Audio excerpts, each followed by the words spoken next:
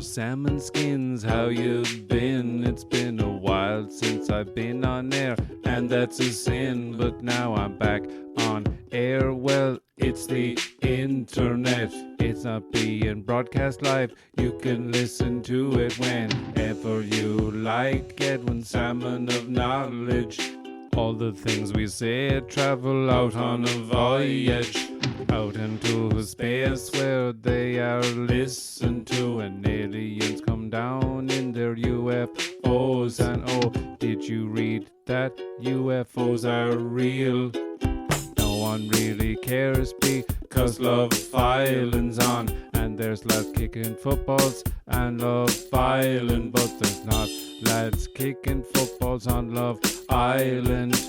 Who's gonna kick a ball? No one on Love Island, that's for sure. It's coming home, something's coming home. I don't care where it goes at all, I just don't want to be heavily involved.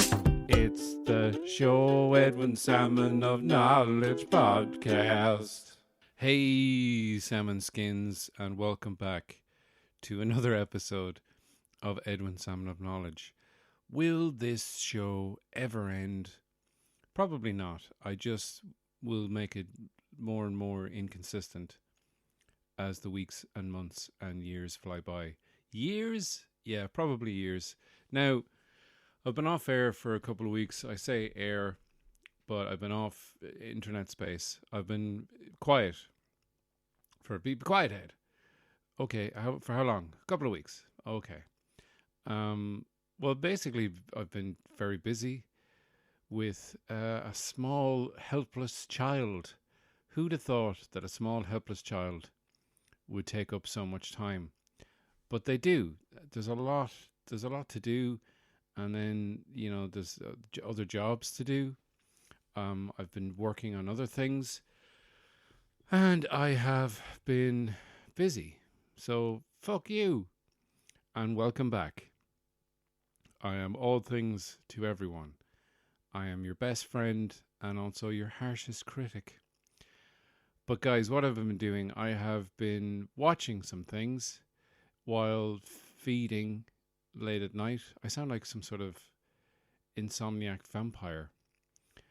I have been watching things because I have been up feeding every 2 hours. A baby vampire who talks like an adult from Hungary. So, yeah, I've just been busy with Luke. He's coming along nicely.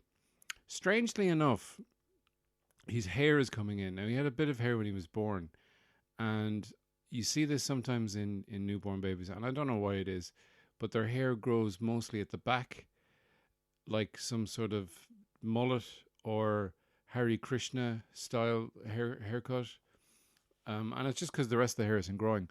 But his hair, Luke's hair, even though he is today 5 weeks and 2 days old, as I record this, his hair is coming in, but it's coming in around the sides. He's getting the crust. He's getting the crusty male pattern baldness. As in, when I say crust, I mean, think of the whole head as a pizza.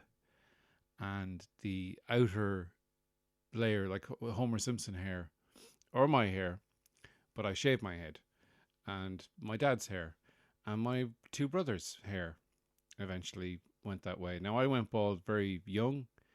I was like 21, 22, and it was a very hot summer. Shaved my head, and it never grew back.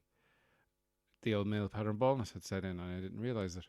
Now, Luke is very young to have male pattern baldness, but I'm hoping it's one of those things that it's just his baby baldness, like his baby hair is coming in, and then that initial hair will fall out, like his baby teeth and his baby legs. So that's the news on Luke. He's doing very well. He's starting to kind of make more sort of coherent babbled noises. Like, it's all incoherent, but his babbling has become kind of more focused and more sort of thoughtful, as in well, to me, it sounds more thoughtful. It's still like, and I had him on the last episode, and he was sort of crying. So if he's gurgling away, maybe I might grab him. But he's being swaddled right now. I love that. I love that swaddling videos where people are swaddling their barely conscious children. And if you don't know what a swaddle is, it's very simply you just wrap your child up like some kind of burrito. Like if there was like monsters that eat children in fairy tales, they would go to a baby burrito place and they'd get pinto beans and sour cream and cheese, and they'd wrap up a baby in a big massive tortilla and sprinkle cheese on their hot heads, and then the monsters would eat the babies. But that's not what's happening here, guys. It's just wrapping up Luke to mimic how he would be in the womb, and it's supposedly it relaxes the babies. But when we wrap up Luke, he views it as a challenge, and he Harry Houdini's his way out of every single swaddle. No swaddle can hold him. Also, just for fun, because now I watched 3 Men and a Baby, and that will be coming up in a future episode of the Cine Stream Club, which is my new podcast that I do with Trevor Brown and Andrea Farrell, and occasional guest stars like Kevin McGarn and Ronan Grace we've had so far, doing various episodes on various movies. Check out the Cine Stream Club where you get your podcasts. And I watched 3 Men and a Baby, which now I won't go into too much detail because that's what the other podcast is for. But it was a different time. It was a time when Steve Guttenberg was top billed cast member, ahead of Tom. I nearly was Indiana Jones, Selleck, and Ted. I'm still relevant and actually very good in The Good Place, dancing. And they're playboys, and they have to look after a baby, and it's hilarious.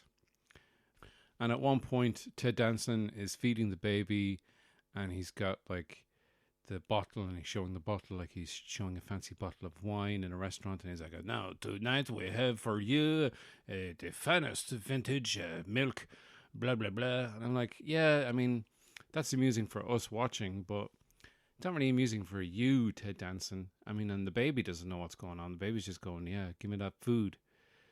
So with Luke, to kind of amuse ourselves, I've been, getting my finger and just gently moving his bottom lip, and I've cast him in the role of like a Colombian drug cartel leader, but the drug is baby formula, and he calls everyone bish, and he's very rude and powerful, and he gets what he wants, and that's been amusing us.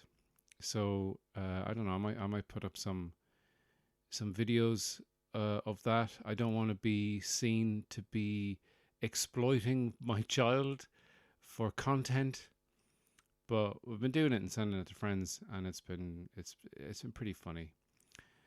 Like I was making a coffee, and he was getting angry at me, and I was like, moving his lips and go, "What's that sound, bish?" It's the coffee machine. "Well, give me a coffee, but hold the coffee and the cream. Just give me milk, bish. Give me milk, bish." I'm like, "Oh, all right, senor baby." So he's very unaware of, me casting him, and it's problematic as well because he's a little white baby. He's not Colombian, so it's just it's like Al Pacino in Scarface. My 5-week-old child is exactly like Al Pacino in Scarface. He is a different nationality playing another nationality. It's absolute cultural appropriation, and I'm not here for it. Where am I? I'm somewhere else. Now, speaking of cultural appropriation, now that's a smooth segue at 10 minutes into the podcast. There was a story in the last couple of weeks. I'm just doing my news catch up. This is the news from the last 2 weeks. All the news reports that I read and cared about. So, cultural appropriation has been in the news. A British influencer called Ollie London had a bunch of surgeries. I think something like 20-something surgeries. Now, this is a white British guy who's an influencer and has won some sort of Influencer of the Year or Man of the Year or Person of the Year or something on some online thing. I never heard of this person. But then again, there's a lot of people with a lot of influence, but they only have influence on the internet, which isn't kind of real influence, if you get me. So he has identified as Korean. He had a bunch of surgeries to turn himself from a white English person to a Korean. Now, specifically, he wants to look like one of those BTS singers. You know, the Korean band, there's 14 of them or something. I don't know their names. Jimin. And the weird thing is that he's changed his name as well. He's had 18 surgeries. Now, he came out as non-binary. He uses pronouns they and them. That's fine. I don't really have a problem with that. I do kind of have a problem with him saying that he's been very unhappy with who he was deep down for the last 8 years. And now he finally feels like he is who he feels that he is inside, because he has always felt that he's Korean. He speaks Korean, and in the little video he says, "I've even got the eyes," which would be racist, except is it racist because now he is Korean or identifies as Korean? No, he's 31, so it's not like a midlife crisis. So he's living his truth, as he says. So he, I don't understand this. It seems, for want of a better phrase, it seems a little batshit to do this. I mean, I think if you, and obviously I'm getting into a sort of a minefield, and this is something that I've never had to deal with myself. I think gender is one thing, or several things. And if you feel that you are in the wrong body and you're the wrong gender, I mean, that's okay. People have a certain sexuality, and then people have a gender identity within that, and then people identify as non-binary beyond that, and that makes sense. It makes sense to do that, but to change yourself from a white English person to a Korean because you feel that you're Korean on the inside and you identify as Korean, I don't understand that. That's like me saying I identify as Belgian, but I don't have to do anything. I don't have to have surgery to make myself look Belgian, because, and I'm not saying all Belgians are white, but if I was to transition to an English person, if I was to do what Ollie London did, is that his name? Ollie London? That's his name. He transitioned through surgery, and that doesn't make you Korean. I mean, I think if you want to become a citizen of Korea, you don't have to have surgery. Fair enough, he learns the language, but changing his face and name to look like someone else makes me think that maybe his long-term goal is to seek out this singer, murder him, and take over his personality and life, much like that Australian postman did to Paul McCartney. Dun, dun, dun, dun. But yeah, that was a very controversial sort of thing. And generally, I think it's fucked up, and I don't think anyone should be having 18 surgeries on their face to make themselves look like a Korean person if you are a Caucasian British person. And I think this guy is sort of jumping on the sort of gender politics, identity politics bandwagon to a certain extent, and that he's saying he's comparing himself to people who are transitioning from male to female or female to male or are coming out as non-binary. And he's saying, I'm just telling my truth and living my truth, and back off, haters. And that's the one thing, you know, people always dismiss any kind of criticism or any kind of concern, really, as hatred. Like, oh, you're hating because you don't agree with what I say or do. And, you know, look, he's a grown man. He can do whatever he wants to his own face. And if it makes him happy, who are we to say? But I certainly wouldn't do it. But then again, you know, I have no interest in Korean pop music. So maybe if I really get into it, I might decide that I want to look Korean. But I doubt it. There's no point, because I mean, most of my face is covered in hair anyway, so what would be the point? Be like a beautiful sculpture, carved but placed inside a hedge.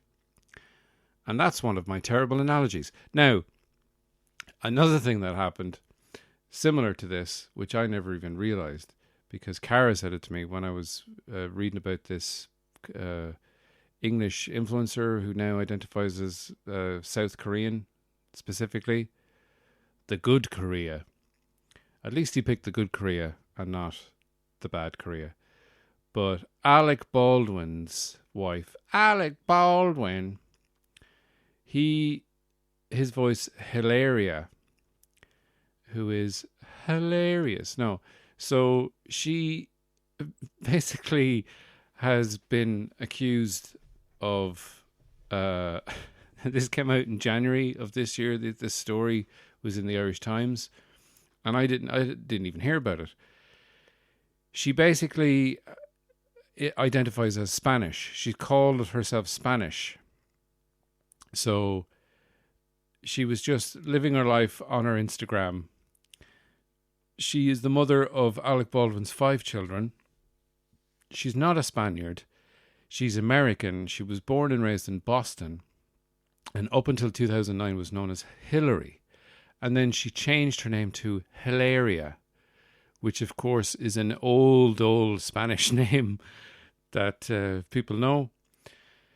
So I don't understand it. She's basically saying because her family traveled and, you know, went on holidays to Spain all the time, and that's where she calls home, and because she speaks Spanish and feels Spanish, therefore she is Spanish.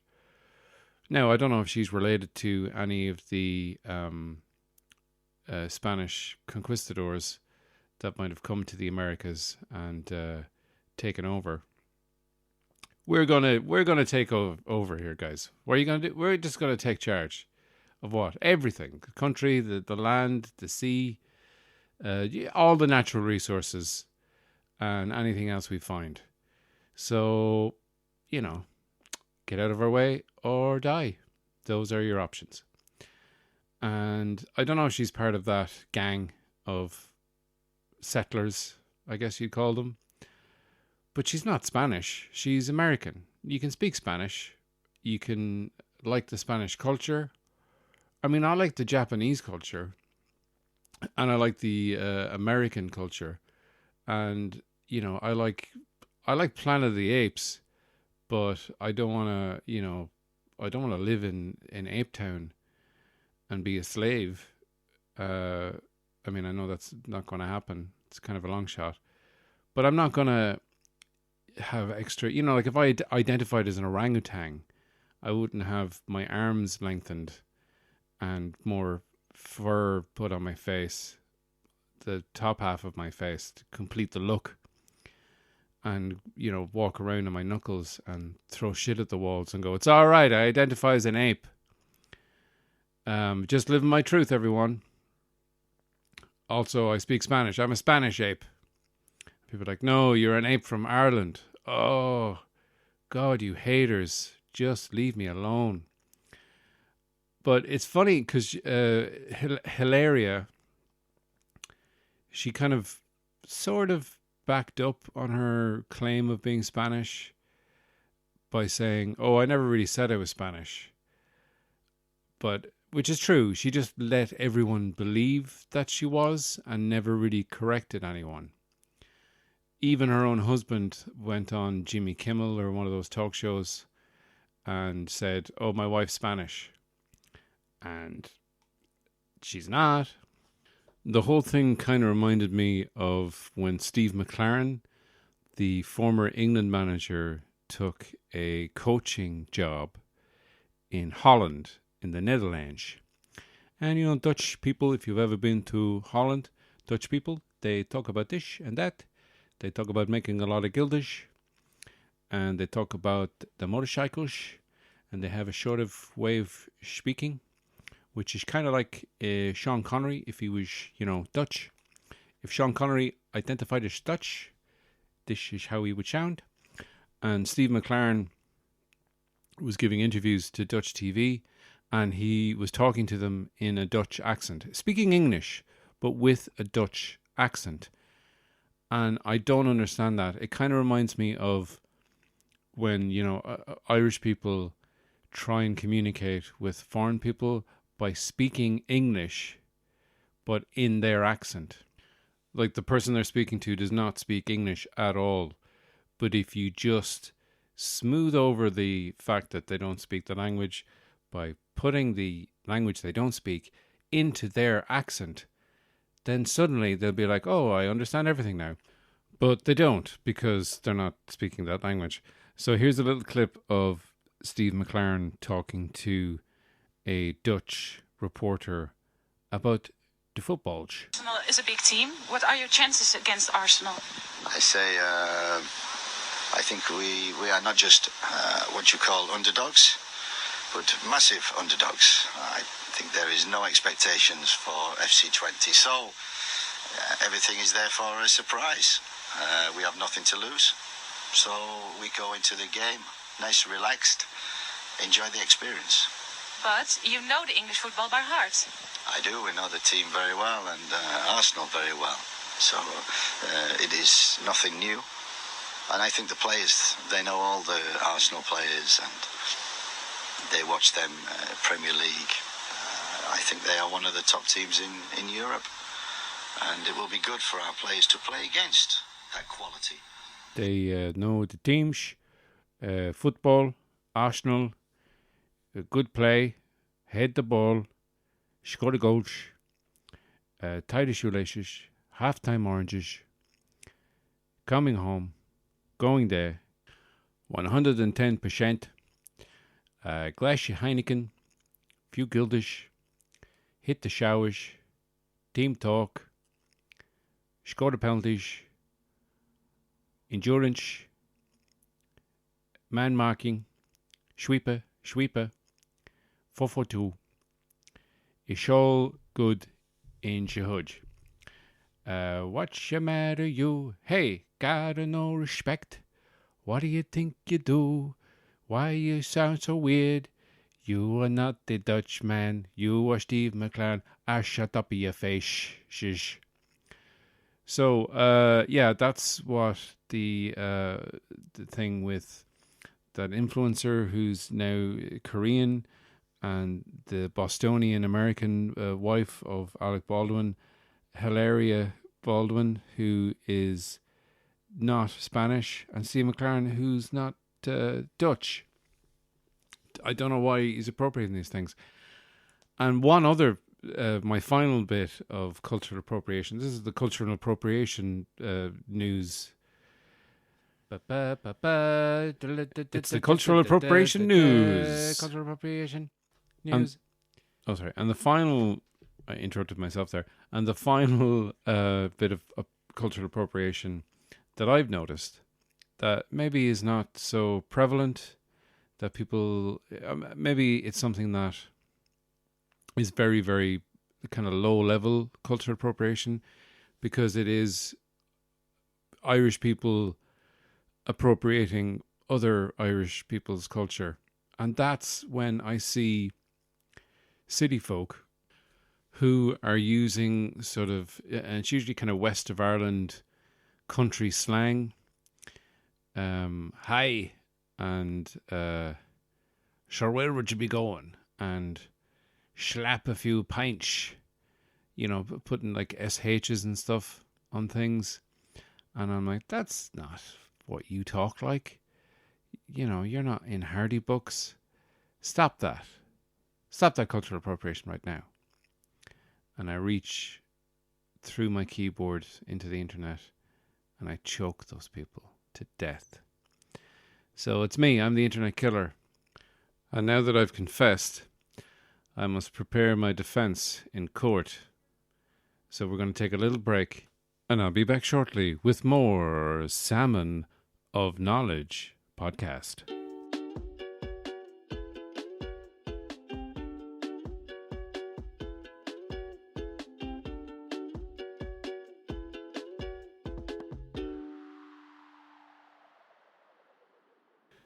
Guys, welcome back to the podcast. I am your host, Edwin, Salmon of Knowledge. Now, in the last couple of weeks, what I've been doing while I've been off the air is I've been studying, finishing my studies. I've been doing a course online because comedy died. Comedy went away. Comedy's coming back, so hopefully I'll get to do some comedy. But also, I need to earn some money because I have a baby now, and they're very expensive. Just even having them is expensive. But they go through a lot of nappies. Thankfully, Luke is taking very well to breastfeeding, which not all babies do. And he has a little bit of formula every now and again. Apparently, you have to give them, here's a bit of knowledge for you. There's always a tiny bit of knowledge in these episodes. It's mostly just me waffling on, but here's some knowledge. You have to give them a little bit of formula as well as the breast milk, because they need to be reminded that they can drink formula, because they'll literally just be like, oh, I just want the breast milk. And, I've never, ever encouraged anyone to enjoy my wife's breasts as much as I have Luke. Not that he's enjoying them, he's just feeding.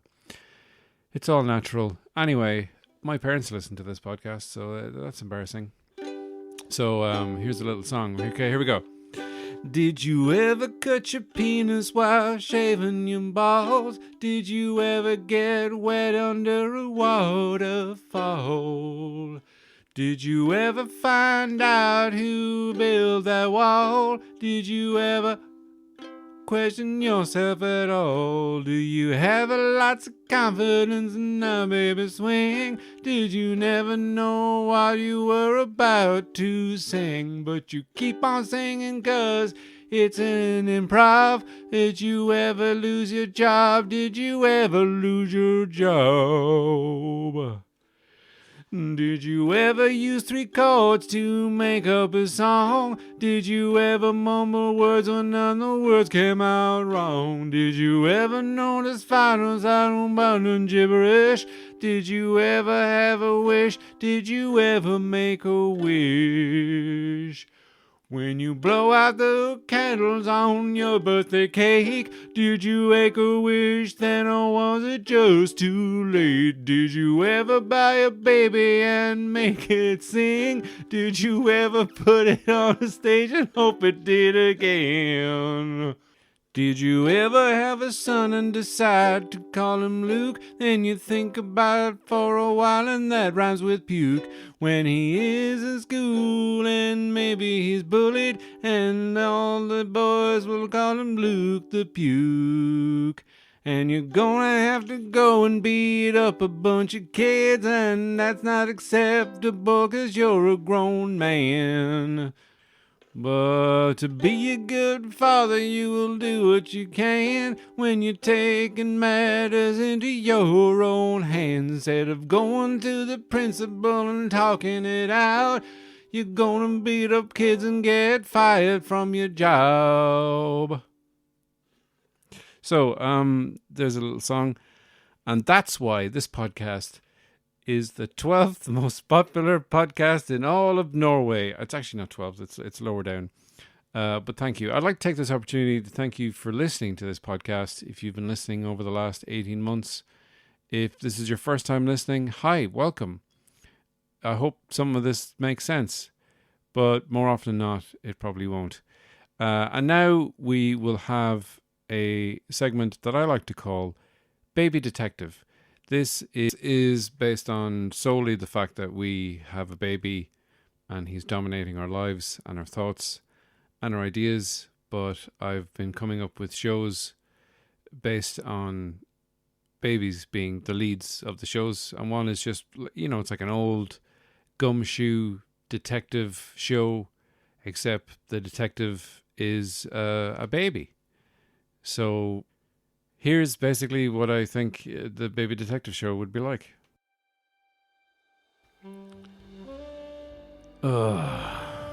Just woke up from my nap, and boy was my nappy full.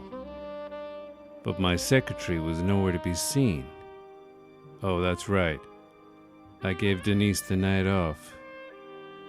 She'd done enough work, changing my nappy over and over again, many times a day. But what could I do? I'm a baby. And a detective. In fact, I'm the best damn detective this town's ever seen. All I need is a case to prove it. The phone's ringing. It's a shame I'm a baby. I can't even turn over right now. Lying in a nappy of my own poop and pee. I just let it go to the voicemail. I hope I remember to set up the voicemail. Hello? This is a message for Jonathan Baby, aka Baby Detective. My name is Dr. Johnson over at the maternity hospital. We've got a problem. Someone's been sneaking in at night and stealing all the milk from all the nursing mothers. We've no idea who it is. We need your help, Baby Detective. Please call me back or crawl to the hospital as soon as possible. Thank you. A boob burglar. Sounds like this could be a baby criminal. And you know what they say? In order to catch a baby criminal, you need a baby detective. And that's just what I'll do. As soon as my secretary comes back, wipes the shit off my balls, and puts me in my little baby Bjorn so she can walk me over to the crime scene. This one's for solving. So there you go. There is Baby Detective, the new hit show that's on in my brain constantly. And I wonder who's going to be behind the burglaries. I guess we'll find out on next week's episode. Probably. I don't know. I think what I'll do is I'll introduce the antagonist. So you have a nice antagonist-protagonist thing. That's the basis of all drama. somebody wants to change and become a better person, and then somebody else wants to kill them with guns. And that's Lord of the Rings. That's every Beckett play. That's Shakespeare. His famous play, Hamlet, jumps out of Denmark shooting 2 guns and misses everyone he's supposed to kill, and then gets poisoned by a sword. That's the shortened version of that play. Now, I also, guys, have been out and about. Vroom, vroom, beep, beep. I finished my online course. I finished my lessons for my driving. My last lesson was actually not with the instructor that I'd had the entire time. I was sort of disappointed. But I have to say, he was actually better than the instructor that I had up to that point. He gave me some nice pieces of advice, very practical, especially for changing gears. And then since then, I have been out a couple of times with my father-in-law, because as a learner driver, put the L plates on, and I've been learning in a Ford Focus, which is a small car, for those of you not in the know, that technically falls into the small car category of cars. I've been learning in a Volkswagen Tiguan, which is a bigger car. It's not a 4x4, but it's a big kind of family car. But I tell you, it's a different beast altogether. And there I am, culturally appropriating the west of Ireland. But I mean, I was born in Galway, so technically I can get away with it. The wisht! It's a beast of a car, a beast, I tell you. Oh, give me Guinness and the fiddle, and here we go, and how's it going? But the first time I went out, because by the end of driving in the Ford Focus, my last lesson, I drove for like an hour and 3/4 and was fine, didn't cut out, everything was fine, went through roundabouts, went through traffic, left turns, right turns, 3-point turn, or whatever they call it now, a bit of reversing. But then when I got into the Tiguan, I was thinking, it's fine, I'll just get used to it.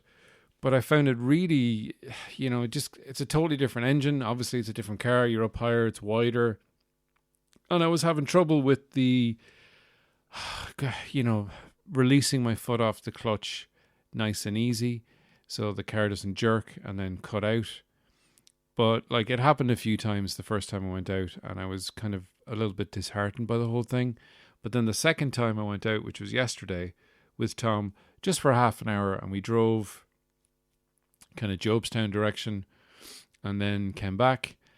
And on the way back, I was at a big roundabout, and it was one of these roundabouts where there's traffic lights. So I was waiting at the traffic lights, and there was a car behind me, and it was too close to me. And I was kind of worried about that, because if the car was to cut out as I was trying to set off, it would jerk back and hit that car. And also I was like, just move back. I mean, you have to keep a bit of a distance between you. You have to be able to see the back wheels of the car in front of you. That's the kind of rule of thumb. But these guys were very close to me. And I was sitting there in neutral. The engine was off, because the Tiguan has that feature where the engine just turns off when it's sitting, waiting. So I was waiting for the lights to go, pressing down on the clutch into first gear, and then putting my foot slowly off the clutch, and then going with the accelerator, doing the old 2-step dance, doing it smoothly, not quickly, which was Tom's advice, very good advice. Concentrate on the smooth, not on the speed. But anyway, I was waiting, the lights went down the clutch, and as I was doing that, the guys in the car behind me beeped the horn for no reason other than to put me off. And it did put me off. And the car cut out. And so I just started again. Was in gear. Slowly, I didn't panic, slowly off, and off I went. And these guys behind me.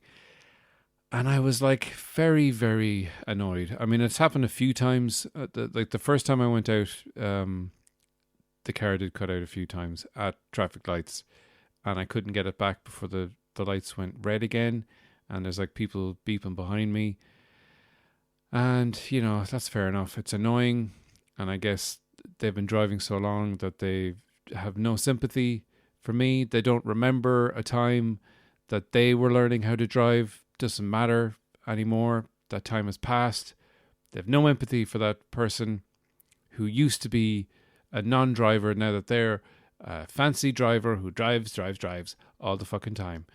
But these guys behind me intentionally beeping to put me off really, really annoyed me. I can see how people get road rage.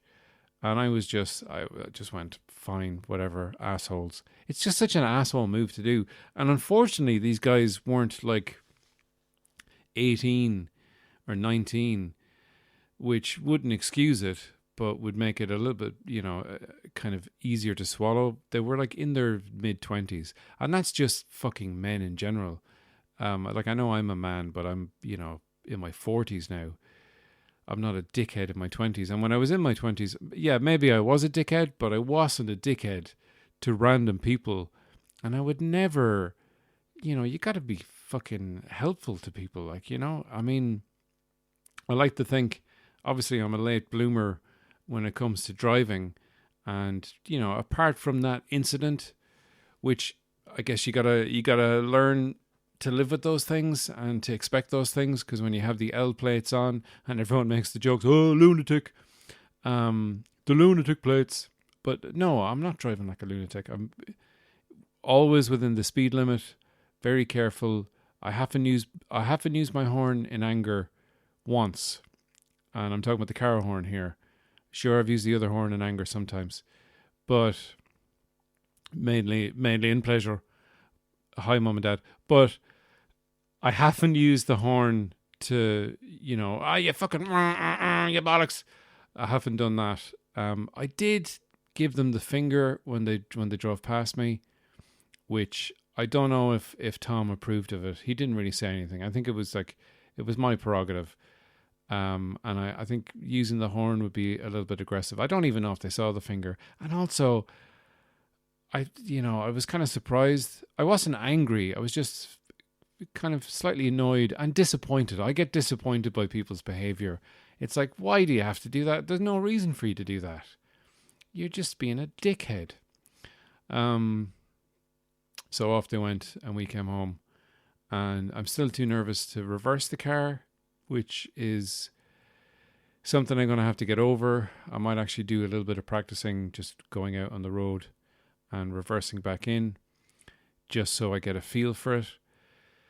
It kind of reminds me of my granddad, my mum's father, George Robinson, who never parked his own car. He always got someone else to park it. He had hired a small boy as his valet who would drive everywhere with him, and he was a small boy in case he needed to go in the boot, because my grandfather's friends would have to take up all the space in the actual car. No, my mum would park the car, or my dad, or whoever was around who could park a car would park, because parking is not on the final test. It's not on the driving test, not lesson. It's not on the lessons either. You don't learn it on the lessons at all. You don't learn how to parallel park. And, that's a skill you'd need. You got to just learn that yourself. Emergency stops aren't a thing either. Hill starts are, but not emergency stops. So you're more likely to have to go from scratch on a hill than to make an emergency stop. And it's hard when you have a button for a handbrake, which we do on this car. And it kind of doesn't make sense to me that such a big car would have a button handbrake. I'd rather the more tactile lever that you pull. I mean, but that's just me. I'm old school. I like my handbrakes lever form, not in button form, you sons of bitches. So yeah, I'm going to try to get as much practice as I can, because as the old saying goes, how do you get to Carnegie Hall? You practice driving a Volkswagen Tiguan until you can apply for your driving test and pass it first time out. And then, and only then, can you play Carnegie Hall. So I went for a drive yesterday despite having had my second shot of the vaccine. So I have been double dosed, double vaccination. I got the Pfizer vaccine and I feel fine.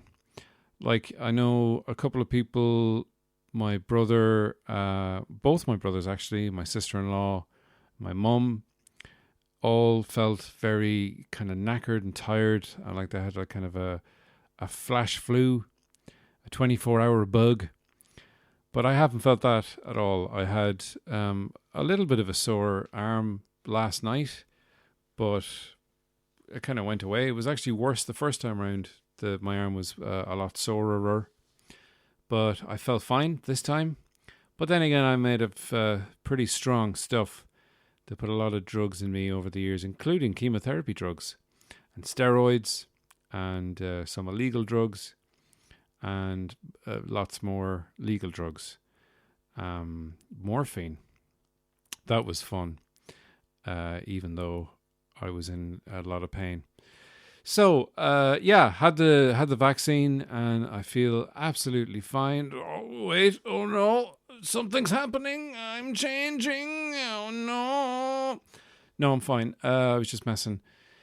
So yeah, I don't know if you want to get a vaccine. I don't know what your deal is. Hopefully, if you're listening to this podcast, you know how I feel about things and science, and being a science denier is not something that I'm interested in. I think, if people don't want to take the vaccine, that's fine. Just stay the fuck away from me and my family. And I mean, look, there have been instances of people saying, in social media terms, tweeting out, not taking this vaccine. I don't care how many dad jokes I can make about my Wi-Fi having improved. They're killing us. And I don't understand that logic at all. I mean, why would politicians want to wipe out the very people who put them where they are? I think the Fine Gael, Fianna Fáilers, Greens and Labours, they'll want those people to vote again, because apparently, despite all the fucking problems we have in this country, getting a little bit getting political now, but all the issues we have and all the problems we have and the housing crisis and direct provision and laws when it comes to protecting citizens,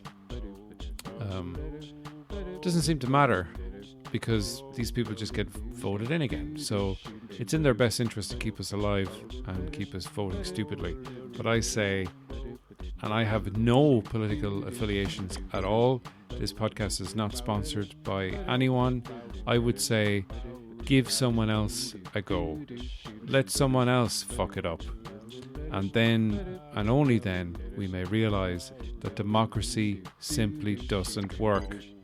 And we need some kind of benevolent dictatorship. Who knows? Maybe Michael D could be given extraordinary executive powers. Well, I doubt it. I doubt that's going to happen. But what was I saying? Oh, vaccine, yeah. So I got it in the Aviva. I queued up. It was much faster than the first shot I got. There was a lot more people the first time around. A lot less people this time around, but it happened very quickly. It was all fine. I was listening to music on my headphones. I was listening to music from old zombie movies. George Romero's Dawn of the Dead, because it seemed apt. It seemed like we were in some sort of dystopian future where there was like pockets of zombie outbreaks and they were trying to contain them, and we were all getting vaccinated, because if you get bitten by a zombie, you turn into a zombie unless you have the Pfizer 2-dose vaccination. Pfizer, making penises hard and saving you from a life of being a zombie. I mean, it's no life at all, because you're dead. Anyway, listen, all I'll say is get the vaccine. I'm fine. I'm alive. I don't feel more susceptible to advertising.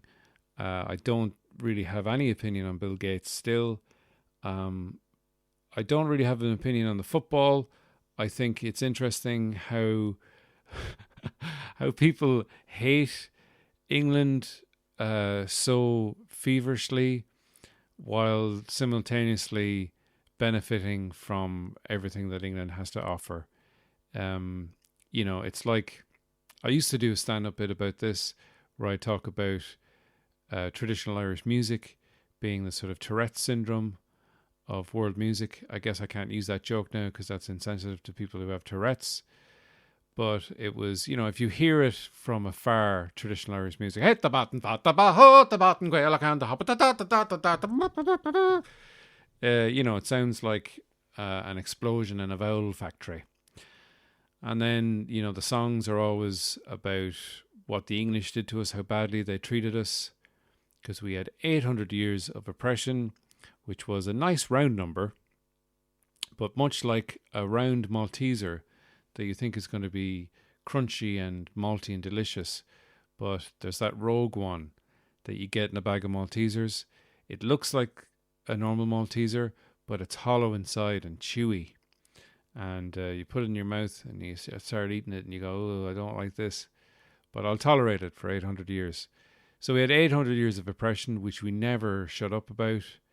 We've had 100 years now of independence, and yet geographical rivalries in a sporting context really seems to rile people up, and people really don't want England to win. They're in their European Championship final for the first time. I'm really stumbling on the words. I know football. Like, I think you could say I have an interest in it, but I couldn't care less about who wins. Like, I have even if we won it, I'd be like, all right, fair play. I'd have a drink or whatever. But I don't really care. In some ways, I want England to win because I think some of the players they have are actually decent people. I think their manager is a decent man. I think their fans can be fucking horrific. So I want them to win for the players, but not for the fans, if that makes any sense. And like, I know people are like, oh, we don't want England to win because they'll never shut up about it. Like, they won the World Cup in 1966 and they've never shut up about it. And I think, well, that's fair enough. I mean, if Ireland, by some stroke of serendipity or good fortune, somehow managed to win the World Cup, I don't think we'd ever shut up about it, in fairness, in all fairness to the cultural appropriation of the people from the West. So it's coming home, football's coming home, or is it? I guess we'll find out. Look, to be honest, the only vested interest I have in it is in the family WhatsApp with my wife and her aunts and uncles and brothers and sisters-in-laws and such. Everyone, threw their money in a pool and got assigned a random team, and I got Turkey, and I think they were the first team to go out. So I, even if I had any kind of monetary interest in it, which a lot of people do, a lot of people bet big money on football, in my mind, to make it interesting. And the only thing that's interesting about this final is that Cara got Italy, and Italy are in the final, and if she wins the final, she'll win the pool, which is, I think, a couple of hundo. So fingers crossed for Italy. That's the only reason I want Italy to win. I couldn't care less. In fact, if England won, I'd be like, all right, fair play. Because at the end of the day, it doesn't really fucking matter. I do know that Nike, and I can't really talk because I have 3 pairs of Nike runners, so I'm part of the problem, and I freely admit that. But I was reading that Nike gave the England squad 400 million to wear their gear, and yet thousands and thousands of their employees are underpaid and treated badly, etc., etc.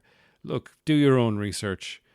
I'm not Professor Google, but I'm very close friends with him. I have him right at my fingertips.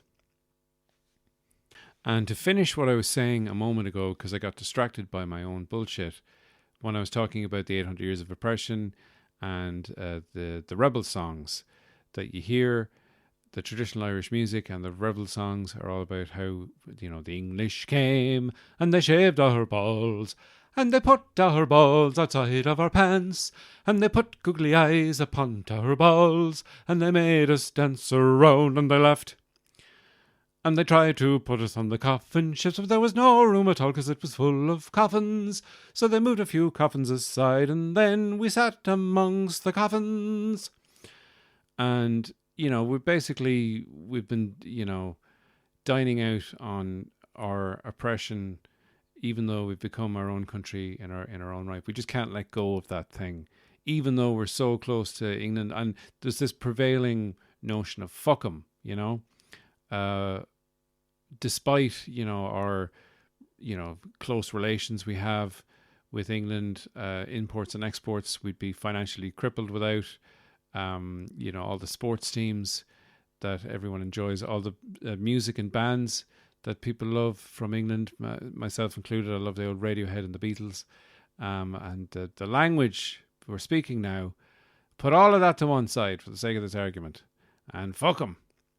And some people would say we would have Irish and people would be speaking Irish fluently if the English hadn't systematically destroyed the language. And that makes a lot of sense. Irish could be like our Dutch, a crazy fucking language that only we speak, and if anyone ever tries to speak it, we correct them for the tiniest mistakes that they make, just like Dutch people do. And guys, that is just about it for this week. Thank you so much for listening. If you can spare a minute of your day, I know it's very busy, people are very busy these days. If you can just give me a review, I'm not asking you for money. I just want a review, 5 stars. That's all I ask. Here's the review. Ed's great. Loved a little bit of knowledge. Wonderful baby chat. Fantastic improv songs. Best podcast ever. 5 stars. If I could give it 10, I would. That's very nice of you. No, I would appreciate a little review. It helps get this podcast in the ears of people who might want to hear it. If you know of anyone who might enjoy this podcast, please let them know in any way that you can. It is available on all podcasting platforms. If you would like to subscribe to my YouTube channel, I will be very soon putting up videos and such about various nerdy things that I won't talk about on this episode, but I think I might do an episode in a couple of days and it will be a review episode of all the things that I've been watching lately, and I'll give you my kind of rundown on those shows. Some of them are hot, some of them are not, but all of them are content. And sure, look, content about content is the snake eating itself, I guess. So guys, thank you so much for listening to my nonsense. I am a man who is sleep deprived and loving it because having little baby Luke is wonderful. Getting the smell of baby while he's fresh, box fresh, is fantastic. And I don't even mind cleaning the shit off of his ass and balls. And that is a very weird way to end the podcast. But there you have it. It's all over. Thanks for listening and take care. And I'll talk to you soon.